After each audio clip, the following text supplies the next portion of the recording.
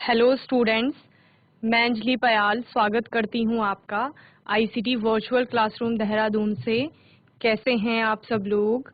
उम्मीद करती हूं आप सब लोग अच्छे होंगे और अपनी लाइफ में बहुत बेहतर कुछ कर रहे होंगे। आज हम बात कर रहे हैं क्लास 12 की केमिस्ट्री की, और जैसा कि हम प्रश्न पत्र यहाँ पर हल कर रहे हैं तो वही हम आज के सेशन में भी करेंगे, यानी कि आगे के कुछ और प्रश्नों को देखेंगे जो आपके लास्ट ईयर के क्वेश्चन पेपर में आए थे। ठीक है, आपने स्वयं से भी हल करने का प्रयास किया होगा क्वेश्चंस को, तो उन क्वेश्चंस के आंसर्स को लिखना हम यहाँ पर सीखेंगे। ओके, तो आइए चलते हैं स्मार्ट बोर्ड की ओर। तो बच्चों, कुछ क्वेश्चंस के आंसर्स हमने यहाँ पर जान लिए थे। द्रव्यमान प्रतिशत का प्रश्न आया है, फ्लोरीन से क्वेश्चन आया है आपका, एल्कोसोल एरोसोल के बारे में पूछा है, हार्डी शूल्जे नियम हो गया, यहाँ कोऑर्डिनेशन कंपाउंड का आईयूपीएसी नेम, कंडक्टिविटी और मोलर कंडक्टिविटी, संक्रमण धातुओं के क्वेश्चंस आए हैं, यानी कि जो आपका चैप्टर है 8वां उससे क्वेश्चन पूछा गया है। ठीक है ना। आज के सेशन का पहला क्वेश्चन आपका न्यूमेरिकल है। तो बच्चे न्यूमेरिकल क्या है? 45 grams of ethylene glycol C2H6O2 is mixed with 600 gram of water. Calculate the freezing point depression delta TF of solution. क्या करना है आपको? एथिलीन ग्लाइकॉल दिया गया है कि 45 ग्राम एथिलीन ग्लाइकॉल है जिसको कि 600 ग्राम जल में मिलाया जा रहा है। ठीक है, विलियन के हिमांक अवनमन की गणना कीजिए, और जहां पर केएफ मोलल अवनमन स्थिरांक आपको दिया गया है 1.86 किलोग्राम पर मोल। ठीक है, केल्विन किलोग्राम पर मोल। तो डेल्टा टीएफ की वैल्यू आपको निकालनी। क्या क्या दिया गया है आपको? इथाइलिन ग्लाइकॉल का वेट दिया गया है,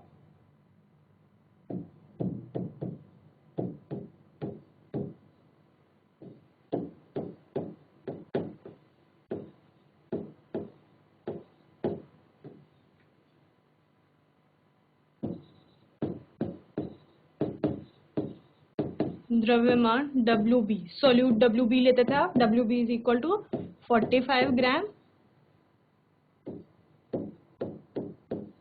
जल का द्रव्यमान, WL जिसे आप लेते थे 600 ग्राम।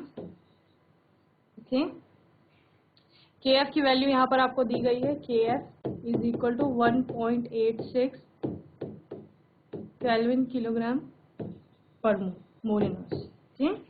ये दिया गया है। विलेय क्या है आपका? ये है WB, सोल्यूट जिसे आप कहते हो।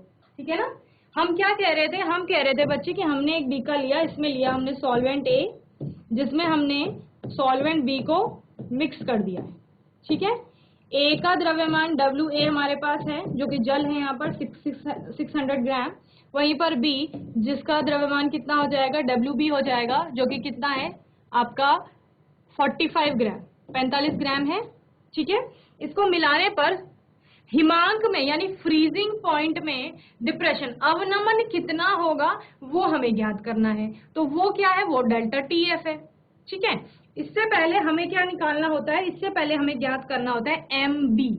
एमबी क्या होगा? एमबी होगा जो ये सोल्यूट है बी, इसका मॉलिक्यूलर मास, यानी कि आपका एथिलीन ग्लाइकोल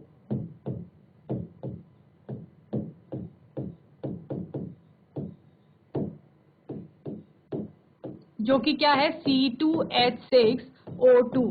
ठीक है, का आणविक द्रव्यमान।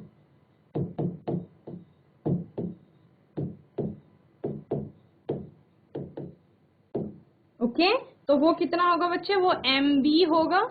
MB इज इक्वल टू, कैसे निकालते? C2 कार्बन का जो द्रव्यमान होगा परमाणु का, उसको 2 से इंटू कर देंगे आप। क्यों? क्योंकि 2 एटम है।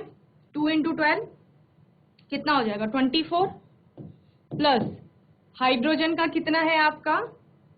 एक हाइड्रोजन का एक होता है परमाणु का द्रव्यमान 6 है, तो 6 × 1 6 हो जाएगा, प्लस ऑक्सीजन कितने हैं? 2, एक ऑक्सीजन का कितना होता है? 16, तो 2 ऑक्सीजन का 32, टोटल कितना हो गया? 62 ग्राम पर मोल, ग्राम मोल इनवर्स। ओके, ये हो जाएगा। अब कैलकुलेट क्या करना है, हिमांक में अवनमन आपने कैलकुलेट करना है। तो हिमांक में अवनमन लिखिए, हिमांक में अवनमन यानी delta T F is equal to क्या होता है, वो होता है के एफ, यानी कि जो आपको मोलल अवनमन स्थिरांक दिया गया है वो, गुणा सोल्यूट का द्रव्यमान into 1000 upon W A into M B, यानी कि जो आपका सॉल्वेंट का वेट है या मास है उसको आप इंटू कर देंगे किससे, आणविक द्रव्यमान से सोल्यूट के। ओके, क्लियर है। आप सब में वैल्यू रख लीजिए, delta T F equal to क्या हो जाएगा, के एफ की वैल्यू कितनी है 1.86, okay, into W B 45 into 1000 upon W A कितना है 600 इंटू 60 MB। ओके, इतना आप पूरा कैलकुलेट कर लेंगे।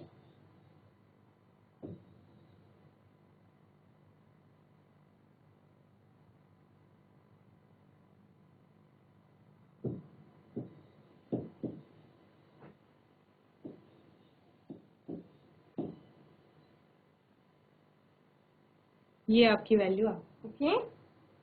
हिमांक में अवनमन हुआ है 2.25 के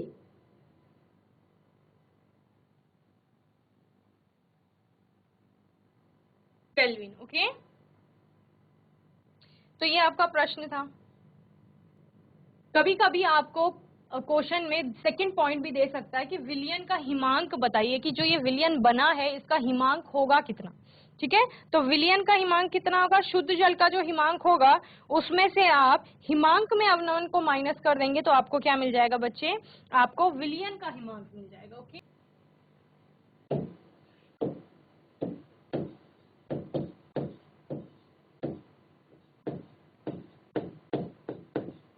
शुद्ध जल का हिमांक, तो शुद्ध जल का हिमांक लेते हैं आप 273.15 केल्विन।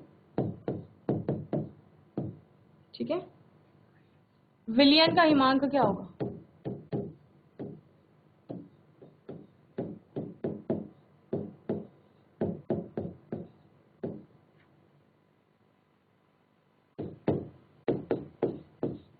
ये है शुद्ध जल का हिमांक टी नॉट है या टी एफ नॉट। ठीक है, तो T F not minus delta T F. समझ रहे हैं क्या किया, यानी विलयन का हिमांक निकालने के लिए आपने जो शुद्ध जल का हिमांक है उसमें से हिमांक अवनमन को माइनस कर दिया है। शुद्ध जल का हिमांक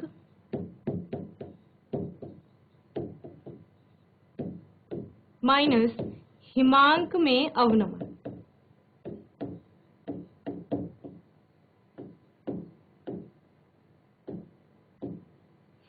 तो यानी T F not minus delta T F.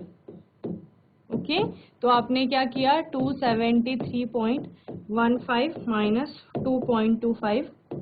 Okay, तो 270.9 केल्विन आ जाएगा। ठीक है ना, तो इतना आपका क्या हो जाएगा बच्चे, ये है विलयन का हिमांक। तो विलयन यानी कि जो सोल्यूशन आपका बना है किसका, एथिलीन ग्लाइकॉल का और साथ में वाटर का, तो उसका हिमांक होगा 270.9 केल्विन। ठीक है, क्योंकि प्रश्न में आपको सिर्फ अवनमन पूछा गया था तो आप इससे पहले वाली उसमें जो अपने हिमांक में अवनमन ज्ञात किया है डेल्टा टी एफ, ये इतना आपको ज्ञात करना है। लेकिन कभी कभी क्वेश्चन में विलियन का हिमांक भी पूछ लेते हैं, तो विलियन का हिमांक भी आपको कैलकुलेट करना आना चाहिए। ओके, तो जल्दी से आंसर नोट करेंगे सॉल्यूशन अपना, फिर हम आगे नेक्स्ट क्वेश्चन।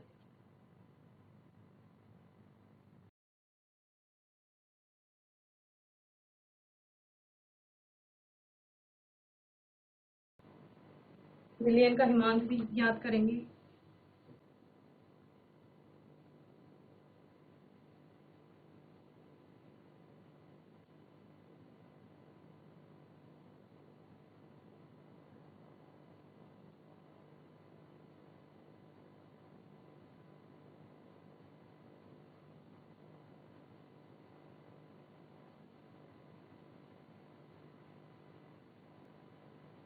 चलिए नेक्स्ट क्वेश्चन है, निम्नलिखित अभिक्रिया का साम्य स्थिरांक परिकलित कीजिए। Cu plus 2Ag positive plus Cu2 positive plus 2Ag, जहां पर E नॉट सेल की वैल्यू आपको दी गई है 0.46 वॉट। तो साम्य स्थिरांक क्या होता है? आपको अभिक्रिया का वेग एक तरह से पता करना होता है कि साम्य स्थिरांक कहाँ पर निकालते हो, जब अभिक्रिया की दर आगे पीछे दोनों समान रूप से चल रही होगी। ठीक है, चलिए तो इसके लिए आप E naught cell is equal to क्या होता है 0.059 अपॉन n लॉग Kc, ये होता है।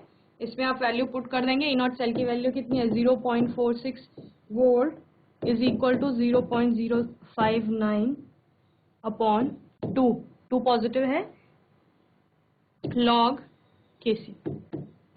Okay, then log Kc is equal to क्या हो जाएगा 0.46 इंटू 2 ऊपर चले जाएगा 0.059 नीचे आ जाएगा। ठीक है, लॉग Kc का क्या बना लेंगे, एंटी लॉग हो जाएगा इधर आके, एंटी लॉग 0.46 इंटू 2 अपॉन 0.059, ये Kc की वैल्यू हो जाएगी। साम्य स्थिरांक यही है Kc, तो Kc इज इक्वल टू आपका आ जाएगा 3.92 इंटू 10 की पावर 50। ठीक है, तो ये सारे आपको फॉर्मूले लर्न होने चाहिए क्योंकि क्वेश्चन आपने चैप्टर में कर रखे हैं।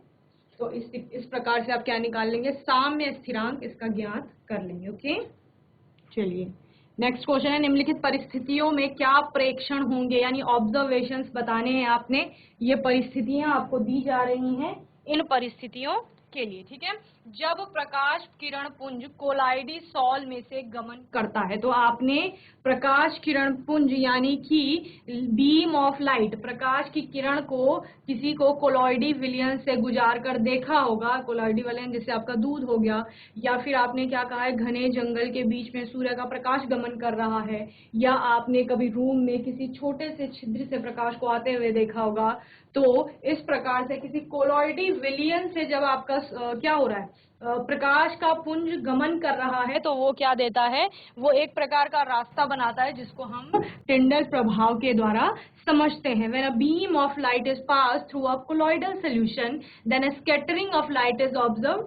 फैलता है प्रकाश, आपका किरण पुंज जा रहा है, ये सोल्यूशन है, तो ये यहाँ से आपको फैलता हुआ दिखाई देता है। ठीक है, this is known as Tyndall effect. This scattering of light eliminates the path of the beam in the colloidal solution. Okay, तो आपको चमकदार वहां पर दिखाई देते हैं कण। ठीक है, जब प्रकाश की किरण पुंज कोलॉइडी विलयन में से गमन करता है तो यह प्रकाश चमकीली वर्ण रेखा के रूप में दिखाई देता है। इस घटना को टिंडल प्रभाव कहते हैं। यह प्रक्रिया कोलाइडी कणों की सतह से प्रकाश के प्रकीर्णन के कारण होती है। ठीक है,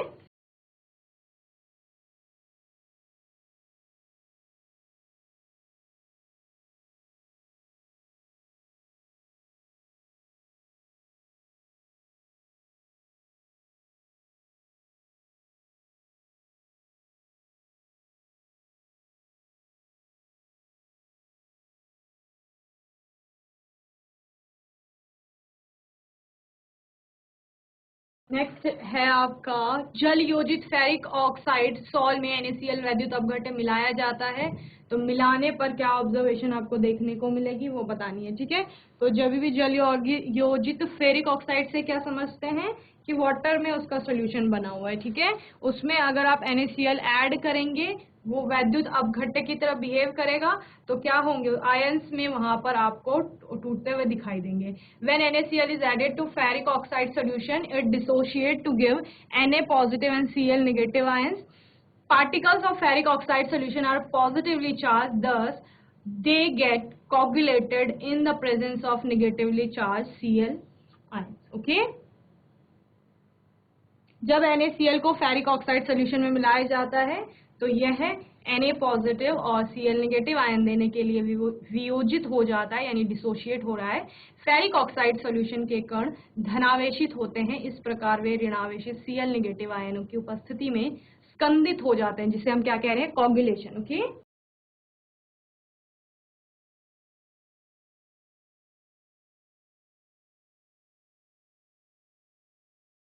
नेक्स्ट है कोलाइडी सॉल्यूशन में से वैद्युत धारा प्रवाहित की जाती है। तो वैद्युत धारा प्रवाहित करने पर क्या ऑब्जर्वेशन आपको देखने को मिलेगी? The colloidal particle are charge and carry either a positive or negative charge. The dispersion medium carries an equal and opposite charge. This makes the whole system neutral under the influence of an electric current. The colloidal particles move towards the oppositely charged electrode. When they come in contact with the electrode, they lost their charge and coagulate. Okay? क्या होता है? कोलाइडी कण आवेशित होते हैं और उन पर या तो धनात्मक या ऋणात्मक आवेश होता है, ठीक है। फैलाव माध्यम में, या जिसको आप क्या कहते हैं, डिस्पर्शन मीडियम, यानी कि परिक्षेपण माध्यम जिसे आप कहते हैं, ठीक है, एक समान और विपरीत आवेश वहन करता है। एक समान लेकिन विपरीत होता है, इससे पूरा जो सिस्टम होगा वो क्या हो जाएगा, न्यूट्रल हो जाता है, यानी कि उदासीन हो जाता है। विद्युत धारा के प्रभाव में कोलॉइडी कण विपरीत आवेशित इलेक्ट्रोड की ओर क्या करते हैं, गति करते हैं। जब वे इलेक्ट्रोड के संपर्क में आते हैं तो वे अपना आवेश खो देते हैं और क्या हो जाते हैं, कोगुलेट हो जाते हैं, यानी कि उनका स्कंदन हो जाता है, ठीक है। तो यहाँ पर इसको आप क्या लिखेंगे बच्चे, इसको लिखेंगे आप परिक्षेपण माध्यम, और जमने का मतलब स्कंदन हो जाता है उनका। ओके, चलिए नोट करिए। नेक्स्ट क्वेश्चन है, वर्ग 15 के संगत आवर्तों के तत्वों की तुलना में वर्ग 16 के तत्वों की प्रथम आयनन एंथैल्पी का मान सामान्यतया कम होता है, क्यों? तो ionisation enthalpy compared to the corresponding period of group 15y, elements of group 16 generally show lower value, यानी कि जो आपके 16 के तत्व हैं उनके एंथैल्पी कम है, किसकी तुलना में, 15 की तुलना में, तो वो बतानी है। तो वर्ग 15 और 16 दोनों पढ़े हैं पी ब्लॉक में, उन्हीं की बात हो रही है। आयनाइजेशन एंथैल्पी होता क्या है, minimum energy required to remove most loosely bonded outermost shell electron in ground state from an isolated gaseous atom is known as ionization enthalpy या ionization energy, ठीक है।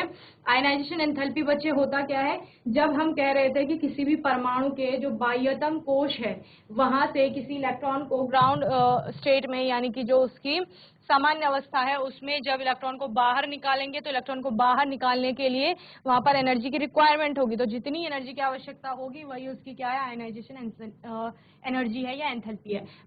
आइसोलेटेड का मतलब क्या है यहाँ पर, without any bonding with other atom, यानी कि एटम्स नहीं बन रहे हैं, ठीक है, सिंगल अपना ही एटम है।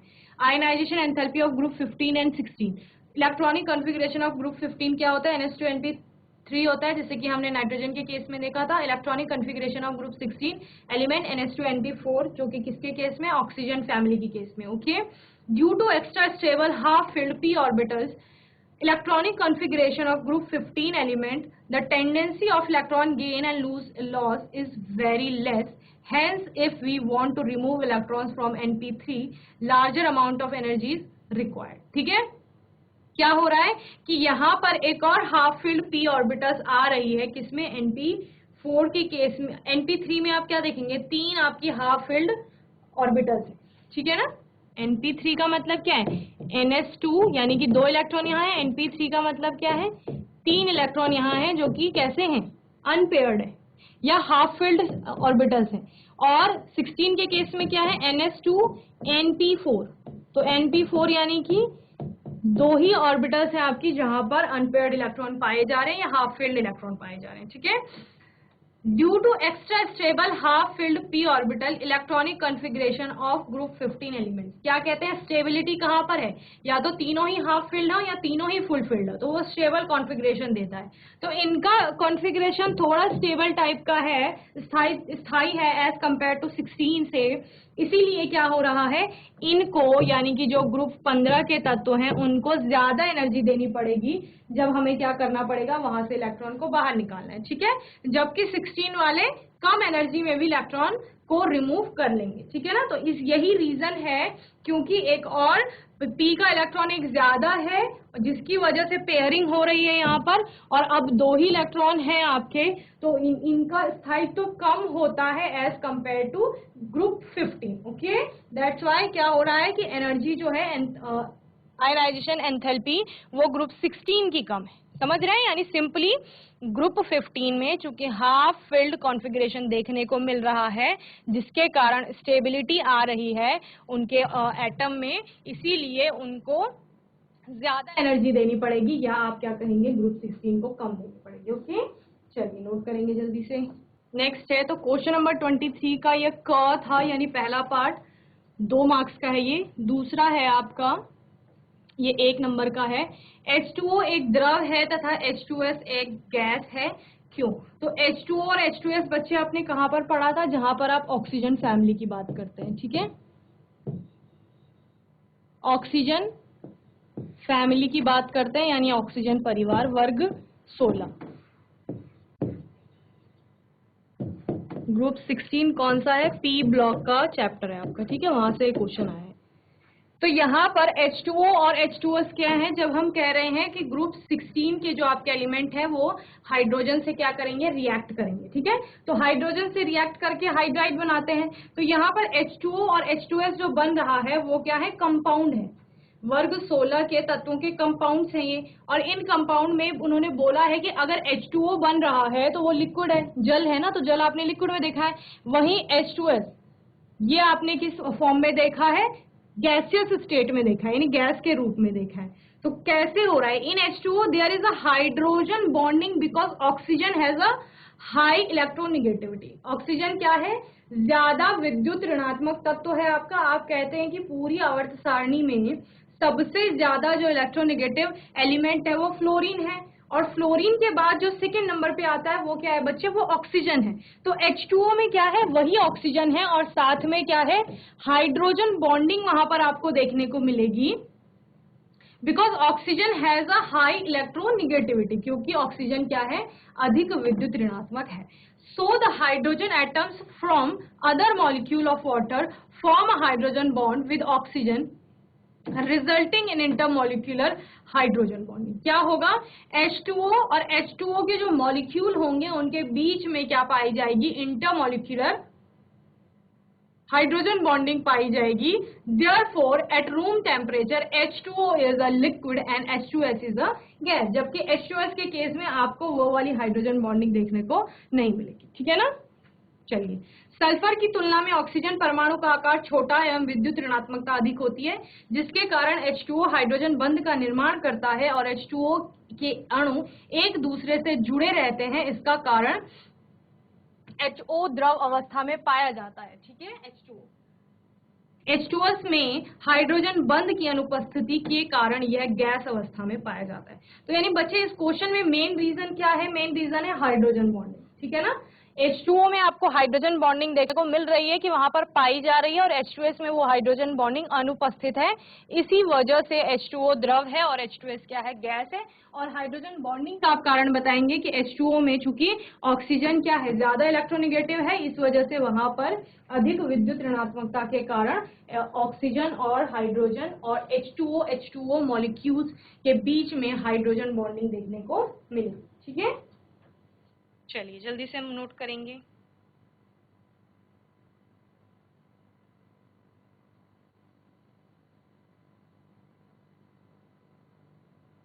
जब यहाँ पर हाइड्रोजन बॉन्डिंग की बात आती है, तो जैसे मैंने आपको अल्कोहल के केस में भी बताया था, जब आप अल्कोहल के बारे में पढ़ रहे थे, वहां पर भी हाइड्रोजन बॉन्डिंग आई थी। H2O कैसा होता है आपका? ऐसा होता है, ऑक्सीजन के साथ 2 H आपके जुड़े हुए होते हैं, ठीक है ना। हमने क्या बोला? ये ज्यादा इलेक्ट्रोनेगेटिव है, इसमें पार्शियल नेगेटिव चार्ज आ जाएगा, इस पे पार्शियल पॉजिटिव चार्ज आ जाएगा, ठीक है ना। हाइड्रोजन पर आपका क्या आ गया? पार्शियल पॉजिटिव चार्ज आ गया। ये एक मॉलिक्यूल है वाटर का। दूसरा मॉलिक्यूल भी इसी प्रकार होगा, इसमें भी पार्शियल नेगेटिव चार्ज आ गया, यहाँ पर पार्शियल पॉजिटिव चार्ज आ गया। अब ये हाइड्रोजन और ऑक्सीजन जो अलग अलग वाटर मॉलिक्यूल्स के हैं, इनके बीच में इस प्रकार से पार्शियल पॉजिटिव और नेगेटिव के बीच में क्या होगा? अट्रैक्शन होगा। तो यही क्या कहलाता है? आपका हाइड्रोजन बॉन्डिंग कहलाता है, ठीक है ना, जो ऑक्सीजन और हाइड्रोजन के बीच में यहाँ पर हो रही है। ओके, तो ऐसा कुछ आपको H2S के केस में देखने को नहीं मिलता है। नेक्स्ट है सल्फर डाइऑक्साइड बनाने की प्रयोगशाला विधि का वर्णन कीजिए। तो H2S के बारे में आपने बहुत अच्छे से पढ़ा है, SO2 के बारे में, ठीक है, सल्फर डाइऑक्साइड SO2 के बारे में आपने चैप्टर से पढ़ा है, तो उसी SO2 की बात हो रही है, उसकी प्रिपरेशन, और वो भी कि कौन सी प्रयोगशाला विधि यानी कि लेबोरेटरी जो मेथड है उसकी बात कर रहे हैं। Preparation of sulphur dioxide in the laboratory, sulphur dioxide is prepared by the reaction of metallic sulphide, यानी कोई भी मेटल का सल्फाइड होगा, और a metallic by sulphide with dilute acid, H2SO4 ले रहे हैं यहाँ पे। For example a reaction between the disulphuric acid, dilute sulphuric acid यानी H2SO4 एंड सोडियम सल्फाइड, तो मेटल का सल्फाइड, तो मेटल आपकी सोडियम हो गई, सोडियम का सल्फाइड लिया है, इन दोनों के बीच में रिएक्शन करवाई है और यहाँ पर SO2 बन रही है। ठीक है, तो यही चाहिए था हमें, यही बनाना था, और यही आपकी क्या है, प्रयोगशाला विधि है। ओके, तो सल्फर के प्रोडक्ट जहां पर हम पढ़ रहे थे वहीं पर हमने क्या बोला था कि सल्फर ऑक्सीजन से रिएक्ट करके सल्फर का ऑक्साइड बनाती है, जिसको कि SO2 सल्फर डाइऑक्साइड कहते हैं, जो जहां पर कि क्या होता है, सल्फर ऑक्सीजन के 2 एटम के साथ जुड़ करके क्या बना रहा है, सल्फर डाइऑक्साइड बना रहा है। उसी की हमने फिजिकल और केमिकल प्रॉपर्टीज को पढ़ा था। ठीक है, चलिए, तो कुछ नहीं करना है, सोडियम का सल्फाइड लेना है, उसमें सल्फ्यूरिक एसिड डाल देना है, आपको वहां पर SO2 गैस रिलीज होते हुए दिखेगी। ओके, ये आपको ऑप्शन में मिलेंगे क्वेश्चंस। ख है आपका, सल्फर का कौन सा रूप अनुचुंबकीय व्यवहार प्रदर्शित करता है। तो बच्चे अनुचुंबकीय मैंने आपको पहले दिन भी बताया था, अनुचुंबकीय से आपका अ आता है, अ से ही आपका अयुग्मित आता है, तो जहां भी अयुग्मित इलेक्ट्रॉन है यानी कि अनपेयर्ड ऑफ इलेक्ट्रॉन है वहां अनुचुंबकत्व तो देखने को मिल रहा है। ठीक है, तो सल्फर जहां H2 बनाता है वहां पर हमको ये देखने को मिलता है इन द वेपर फेज। ठीक है, वेपर फेज में sulphur exist as H2 molecule. ठीक है, H2 के रूप में पाया जाता है। H2 molecule has 2 unpaired electron, क्या किसकी बात की थी मैंने, इसी अयुग्मित इलेक्ट्रॉन की बात की थी। तो मॉलिक्यूल हैज 2 अनपेयर्ड इलेक्ट्रॉन, यानी 2 अयुग्मित इलेक्ट्रॉन वहां पर हैं in the anti bonding 3p orbital. कहां पर, एंटी बॉन्डिंग 3p ऑर्बिटल में, एंड हेंस एग्जिबिट्स पैरामैग्नेटिज्म, और इसी वजह से उसमें क्या देखने को मिल रहा है, अनुचुंबकत्व तो देखने को मिल रहा है। ठीक है, चलिए लिखेंगे,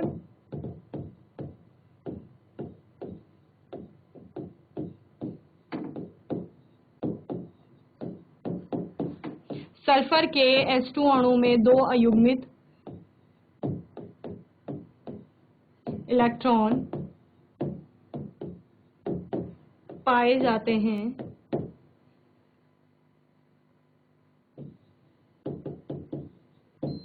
चूंकि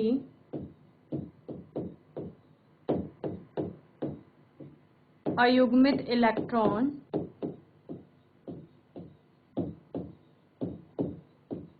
अनुचुंबकत्व का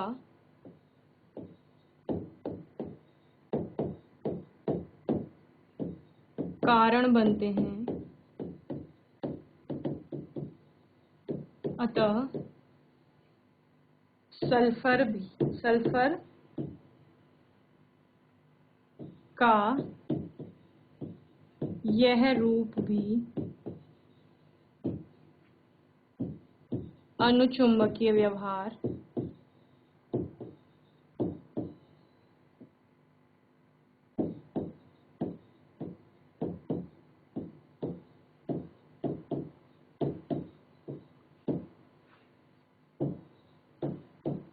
प्रदर्शित करता है। ओके, चलिए नोट करिए जल्दी से।